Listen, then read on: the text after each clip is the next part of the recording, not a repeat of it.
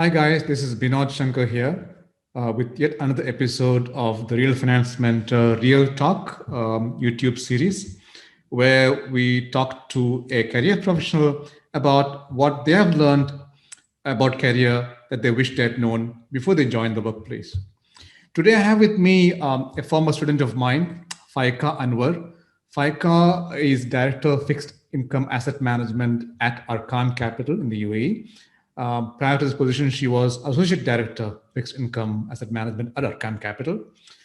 Before that, she was at Mashreq Capital, where she was Research Analyst Fixed Income and Research Analyst Equity. So overall, Faiqa has about 11 years experience in investment research, which is quite significant. She's also, by the way, an ACCA holder. So Faiqa today is going to talk about the three tips about careers that she learned after joining the workplace that she wished she had known before joining the workplace. So over to you, Faiqa. Hi, Binod. Thank you for a wonderful introduction.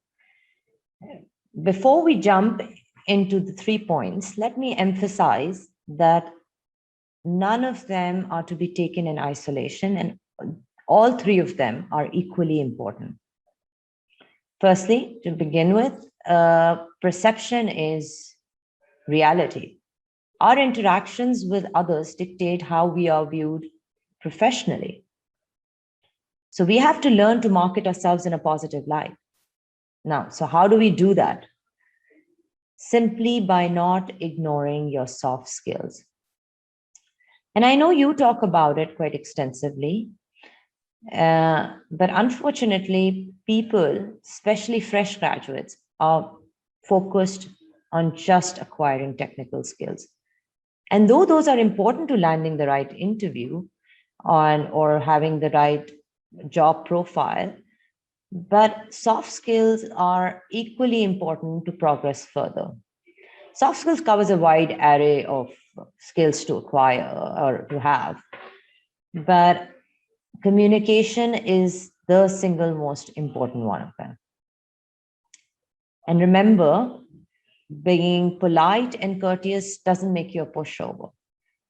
It will, in fact, take you a long way, both personally and professionally. For example, I have worked with a few very smart and educated individuals who are very rude and just not courteous. So no one in the industry wanted to deal with them.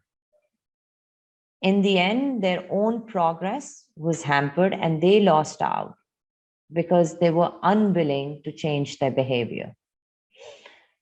Secondly, the onus is always on you. So take responsibility for your career. Just the way no one can go to the gym for you, no one can manage your career for you. How do we begin? I think simply start off by figuring out what is it that you want. Research on it, talk to industry professionals, read up on it, and then seek mentors. So whilst doing that, you have to ensure to prove yourself to them so that they are willing to take you under their wings and invest their precious time on you. So it's all about taking charge of your life instead of leaving it to others. So a few years ago, I had someone reach out to me on LinkedIn almost on a monthly basis. Now, this individual was looking for a job in Dubai, and every time the message was, "Can you help me find a job in Dubai?" Initially, I directed him to a few recruiters, different career portals, but despite many conversations, he never once looked for a relevant opportunity that matched his skill set or his experience on his own, because somehow he believed it was on me to find him a job. And eventually I had to stop replying to him because he really didn't give me anything to work with. So here I would say, help me help you. So, and lastly, it's all in your head. And this one I've actually personally struggled with, and it sent me back a few years in my progress. And the reason is that your mind controls everything, and you become what you believe yourself to be. So it is up to you to remove those mental blocks.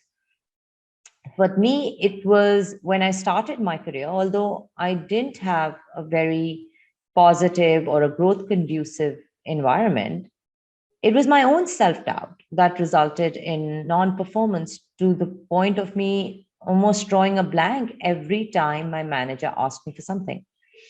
And what happened was that I got stuck in this vicious cycle that was really hard to break into. So, what would happen is that I I would question myself, because of which I was unable to perform. And that led to a lack of confidence. And then I was back into that cycle of then I was unable to perform. So breaking out of that and overcoming my inhibitions was when my career took off and my progress actually started.